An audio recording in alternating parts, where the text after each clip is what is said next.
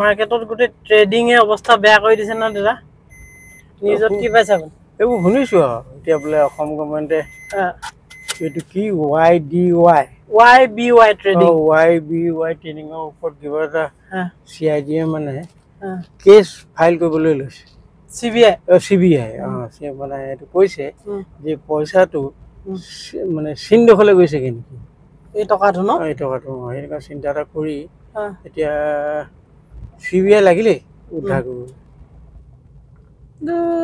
চিনডোখৰ হেৰি বুলি কেনেকে হেতি সন্দেহ কৰিছে নেজানো নহয় এতিয়া যদি হৈছে বহুত টকা লৈ গৈছে কিন্তু এই বহুত টকা লৈ গৈছে মানে 100 কোটি টকা বুলি শুনিছো 300 কোটি টকা এনেকে অনুমান কৰিছে আৰু শ্বেয়াৰ ট্ৰেডিং এই বিষয়বোৰৰ ওপৰত মানুহৰ একদমেই জ্ঞান নাই মানুহ বহুত মানুহ ঠগ খাইছে এই লোকে টকা পাইছে ময়ো পাওঁ বুলি খুলি দিছে কিন্তু পাছত যে ঠগি দিয়ে সেইটো কথা নহয় শ্বেয়াৰ মাৰ্কেট বা ট্ৰেডিঙৰ নামত প্ৰথমতে টকাটো যেতিয়া ইনভেষ্ট কৰে না ইনভেষ্ট কৰোতে যেটো ৰিটাৰ্ণ দিয়ে এখিনি মানুহক দি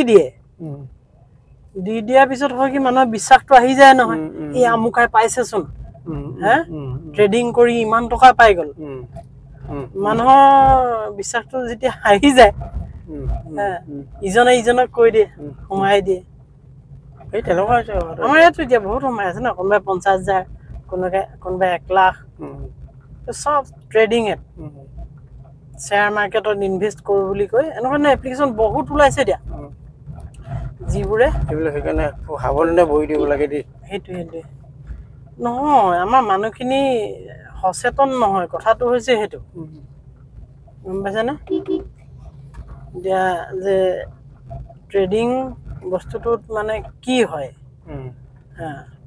আৰু খেৰক চোৱা চিতা কৰিবলৈও যে কিছু সংস্থা আছে হেবোৰ নাজানে আচলতে সেবিনে কি এইবিলাক যে আছে বা ৰিজাৰ্ভ বেংক অফ ইণ্ডিয়া এটো অনুমতি দিছে না এইবোৰ চাই ল'ব লাগে সেবি হৈছে এনেকুৱা এটা অনুষ্ঠান যেটোৱে মানে অনুমতি দিয়ে security and exchange board of India যাক কোৱা হয় হেতৰ দায়িত্ব হ'ল যে ভাৰতবৰ্ষত আহি বা ভাৰতবৰ্ষৰ দুখন শ্বেয়াৰ মাৰ্কেট আছে না BSE and NSE এই দুখনত আহি যদি কোনবা ব্ৰকাৰে এনেকে ইনভেষ্ট কৰে আৰু খেলিমেলি যদি কিবা কৰে তাত ঠগবাজ কিবা হয় হিহতি মানে চোৱাচিতা কৰে আৰু কোনবা কাৰবাৰ কিবা খেলিমেলি হলে লাইসেন্স কিবা কৰিব বা এনেকুৱা পানিশমেন্ট দিব কিন্তু হৈছে কি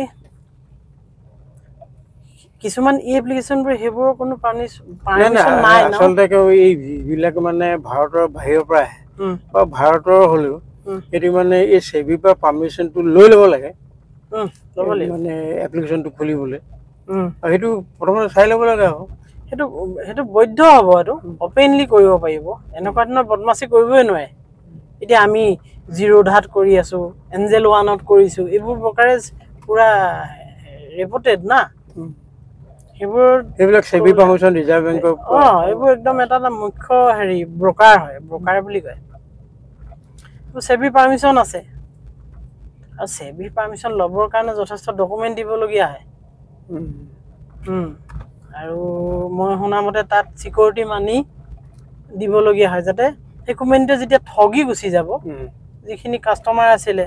হেতক যাতে মিনিমাম কিবা এটা ঘূৰাই দিব পাৰে নটা আমাৰ মানুহখিনি হেতু কথা নাজানে আৰু শ্বেয়াৰ মাৰ্কেটত ইনভেষ্ট কৰিবলৈ হলে এটো আপোনাক ডিমেট একাউন্ট এটা লাগিবই ডিমেট একাউন্ট মানে কি ডিমেট একাউন্ট মানে আপোনাৰ বেংক একাউন্টৰ পৰা ওলাই গৈ যেটো একাউন্টত টকাটো থাকিব হেতু ডিমেট একাউন্ট বুলি কয়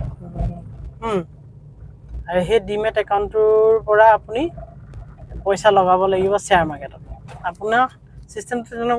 এনেকুৱা আপোনাৰ বেংক একাউন্টৰ পৰা পইচাটো আপুনি ট্ৰান্সফাৰ কৰি থলে ডিমেট একাউন্টলে আৰু ডিমেট একাউন্টটো হেই ব্ৰকাৰ মানে এজন দালাল আৰু ধৰক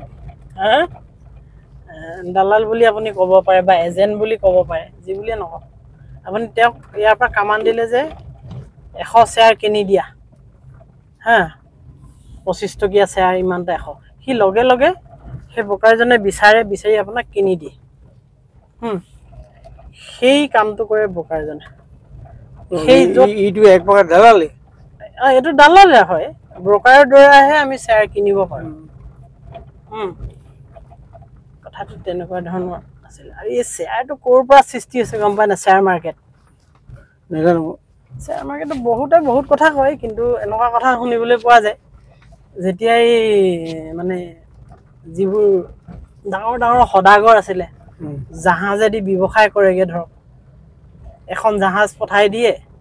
আৰু সি কেতিয়াবা জলদস্যুৱে পায় বা প্ৰাকৃতিক দুৰ্যোগে পালে পোৱাৰ পিছত এখন ধ্বংস হৈ যায় তাত যিখিনি মাল আনে সেইখিনি মাল ধ্বংস হৈ যোৱাৰ পিছত লষ্টত পৰে ন তেনেকৈ সৃষ্টি কৰিলে ইহঁতি যে ক'লে যে আমি এটা কাম কৰিম কেইবাখনো জাহাজ ল'ম আৰু জাহাজৰ এগেইনষ্টত মানুহে মানে পইচা ইনভেষ্ট কৰিব জাহাজকেইখনৰ এগেইনষ্টত তেতিয়া সেই জাহাজকেইখনত মানে শ্বেয়াৰ লগায় এইখনত মই বোলে এনেই কথাটো কৈছোঁ 100 টকা সেইখনত 100 টকা যেতিয়া 20খন শ্বেয়াৰত 100 টকাকৈ 2000 টকা লগাই দিলে তাৰ ভিতৰত 5খন বোলে ধ্বংস হৈ গুচি গ'ল হা কিবা কিবি কথাত লষ্ট হ'ল ঘূৰি নগ'ল কিন্তু বাকী 15খন থাকি গ'ল নহয় সেই 15খনত অহা বস্তুবোৰে ব্যৱসায় কৰি প্ৰফিটটো কৰিলে হা আৰু এওঁ প্ৰতিজন মানুহে ইনভেষ্ট কৰিছিলে 2000 টকাকৈ ছাপ'জ সেই যিটো লাভ পায় বাকী 15খনত যিটো লাভ হয় এই যেই যিমান ইনভেষ্ট কৰিছিল তেনেকুৱা পাৰ্চেণ্টেজ ৱাইজত শ্বেয়াৰটো হেৰি হৈ যায় শ্বেয়াৰটো ভাগ হৈ যায় সেইটোৰ পৰা গৈ গৈ শ্বেয়াৰ মাৰ্কেট এনেকুৱাকৈ হৈ গ'ল লাহে লাহে সেইটো এটা মানে থিম আৰু এনেকৈ বুলি কয় তেনেকুৱাবোৰ কথা বৰ্তমান সময়ত কিন্তু শ্বেয়াৰ মাৰ্কেটৰ অৱস্থা বুলি নহয় এনেকুৱা ধৰণৰ দালাল পন্থীয়ে যিবোৰে পাইছে এইবোৰ অৱস্থা বেয়া হৈ গৈছে বহুত টকা সোমাই আছে ন এতিয়া এনেকুৱাবিলাক হ'লেতো মানুহে নকৰিব মানে হৈছে কি শ্বেয়াৰ মাৰ্কেটত আপোনাক বিচাৰি আহিব নালাগে তাত মানুহ উপজাচি যায় ইনভেষ্ট কৰিবলৈ গম পাইছে নাই